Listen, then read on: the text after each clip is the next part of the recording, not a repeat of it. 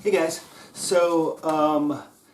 I wanted to touch today on a new study that has come up from the American Heart Association regarding intermittent fasting, and actually also kind of talking about intermittent fasting on a little bit more of a broader scale.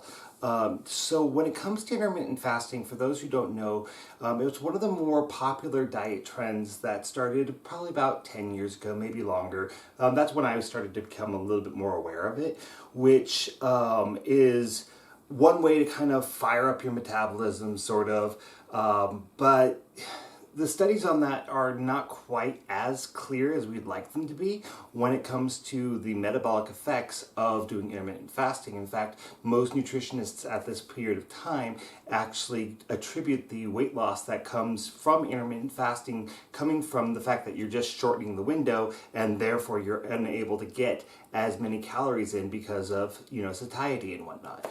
And one of the things that has come up with this is that the protocols for different types of intermittent fasting are very different, including one that has recently come up where, and it seems to be trending right now, where people are restricting their eating time to just 1 hour a day. And I wanted to go ahead and touch on this a little bit because it is a dangerous thing to do. It is actually getting into the area where, okay, we're taking this far too extreme. And this is kind of something that we tend to do a lot when it comes to nutrition. If one thing is kind of thought of as being a little bit of a good thing or something's a little bit of a bad thing, we tend to take things all the way to the extreme when it comes to our conclusions regarding that. One of the things, for example, is when we talk about carbohydrates, people know that refined sugars and whatnot are generally a bad thing for us. There are contexts where refined sugars are less problematic for us, such as we just finished a marathon or we're in the middle of a marathon. A simple or refined sugar actually in those contexts will give us a boost of energy. We are not going to spike our blood sugar because we're in the middle of an intense activity where we actually need that simple glucose to actually push us through the activity and fuel us. It gets the carbohydrates to the cells in a very rapid manner, and that's a good thing in that context. But when the way that people kind of conclude is that, okay, well, refined sugars are bad for us, therefore all carbohydrates are bad for us, and then you start getting into the extreme diets such as keto and whatnot. And so that's neither here nor there. And the same thing is true when we talk about proteins, which is where actually the problem, one of the biggest, most glaring problems of doing intermittent fasting for just 1 hour a day, where you're only allowed to eat for that 1 hour a day, becomes very, very problematic, is on the topic of protein. Now, protein, we know, is what rebuilds our muscles, but the problem with protein is that we can only metabolize, depending on the size of our body, up to usually, for most people, about 20 to 25 grams per sitting. I think it's like 0.04 or zero point 0.4 grams per kilogram of body weight per meal that you can do.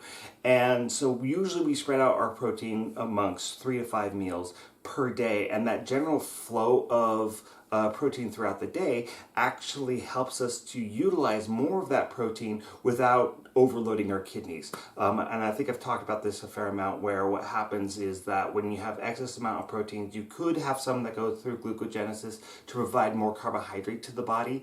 You could have it broken down into uric acid, which can collect in your joints causing gouts. It can collect in your kidneys causing uric acid kidney stones. There are certain cancers that are related to this.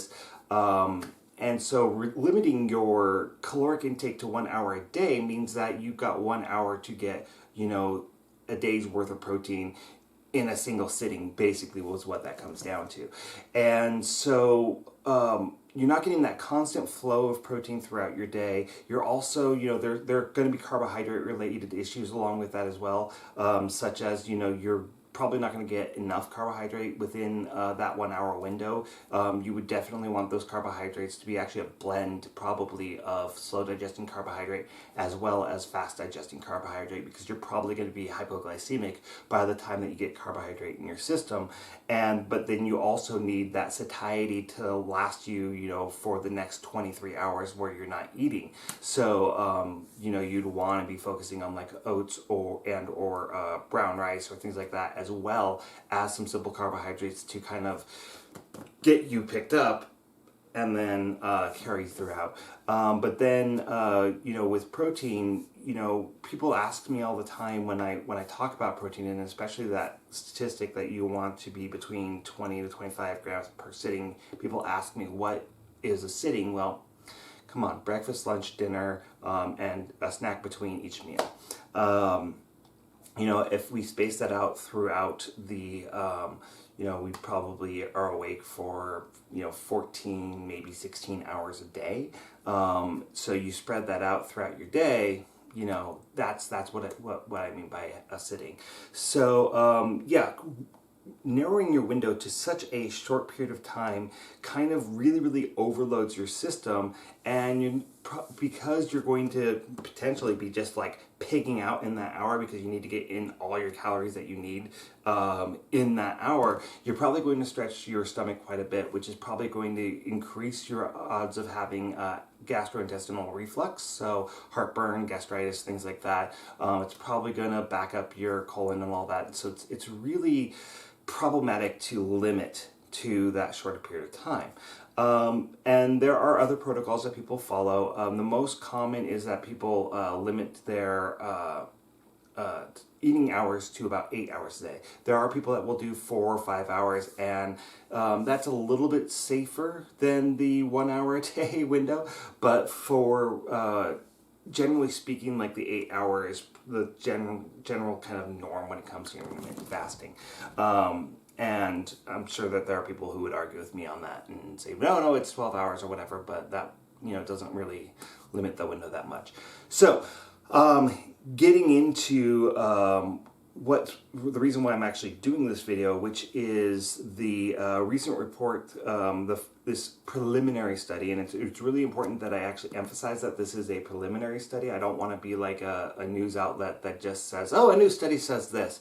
Again, when we look at the hierarchy of evidence, an initial study, even coming from such a reputable source such as the American Heart Association, it is a relatively low credibility bar when it comes to an individualized study. The source does help that a little bit, but what the study basically found was that, or the way that it was operated, first of all, was that they had done, I think, 20,000 participants, and they followed for them for 13 to 17 years. So I think it was somewhere around there, or it was like 7 to 13 years. And what they found was that there was a significant uptick in cardiovascular disease, heart attacks that come with people that are participating in intermittent fasting compared to a more normal spacing of meals throughout the day. And it's really important to talk about the study because, first of all, it is a preliminary study. And I know that they don't necessarily call it that, but I'm calling it that because it hasn't gone through full peer review yet. It has, so far as I know, there hasn't been a follow-up study where they basically try to replicate this study. There are no other studies that I know of that have found these results, and there is no meta-analysis of a bunch of studies that confirm that, okay, doing intermittent fasting does lead to heart disease. So I want to make sure that we have like a very, very well-balanced understanding of what the study does and does not say, and how credible the study is. Is it credible? Was it probably done ethically? Sure. Is it, scientific law at this point? Absolutely not. We need to really, really make sure that we understand that this is the first study of its kind that I'm aware of that has found these results. And so, I would say how to take this information is to kind of give yourself a little bit of pause and saying, okay, well, this is what it found, right? And maybe, if I'm on the fence about doing intermittent fasting, when I have low blood sugar, or I haven't eaten, I'm more prone to depression, I'm more prone to having angry outbursts or being short-tempered, things like that. Maybe those are the reasons why you don't want to do intermittent fasting. But, this is just another reason why you might want to pause on doing that. Generally speaking, dietitians and nutritionists want you to be eating 3 to 5 times per day. That still is a generally good recommendation with a very, very balanced diet. The reason why you might want to do intermittent fasting is that if you have portion control problems or things like that, limiting the window allows you to eat your normal comfort size of portions, but there are the drawbacks that you might find that you're hungry. Maybe it's a hard diet for you to stick to. So my advice for people generally when we are trying to pick a healthy diet for you, it's usually to try to find whatever diet that you can follow for the rest of your life. And a lot of the diets that you find out there really aren't sustainable. I don't think that low carb or keto are sustainable. I don't think a fully carnivorous diet is sustainable in any way, shape, or form. In fact, I've seen doctors, freak out and go, "Oh my God, why would you ever do that?" And this kind of actually reminds me. Sorry to go on a tangent again. ADHD, woo. Is that one of the places that people look, and I feel like I just saw this morning, where this doctor said this, it was like on an ad or something, where this doctor was proposing a lot of bullshit when it comes to nutrition. And again, doctors are not really highly educated in nutrition for a very good reason, right? It's generally believed that doctors do not have the time to spend with their patients to develop a diet, to problem shoot a diet, things like that. They are supposed to refer out to a registered dietitian. They're the ones that are the actual experts. And when you see doctors saying something that goes completely against the general consensus, I've had people come back and tell me, well, you don't know more than what a doctor knows. Well, actually, I might, because I haven't taken the doctor's course, but I do have a lot of advanced training in nutrition. But the other thing is that, if you look long enough, you can find a doctor that will say anything, right? That will have any kinds of ridiculous opinions that go well against the generalized consensus, if you look hard enough. And so just because somebody is a doctor does not necessarily mean that they are the end all on anything or everything medical, right? Is it a doctor that you trust? Is it, should you get a second opinion? Generally speaking, yes, especially if it's something that goes against what the generalized consensus is. So, is intermittent fasting healthy for you? I don't have a clear answer on that.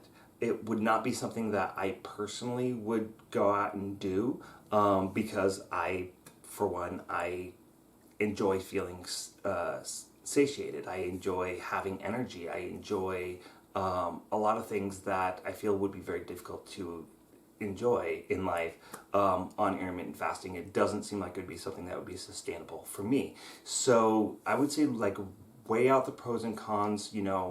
Maybe they really found something with the American Heart Association that says, okay, this is a diet that will lead to heart disease. That is an important thing to note, and that is an important thing to respect. And so take the information. I'm trying to give it to you as much of an unbiased way as I possibly can, and run with it in whichever logical way feels right to you. But here's the information, here are the pros and cons to it, and I hope that this helps you. All right, guys, I'll see you around, and yeah, you have a great day. It's sunny for some reason. I don't know what's going on. It was supposed to rain today. Anyways, talk to you guys later. Bye.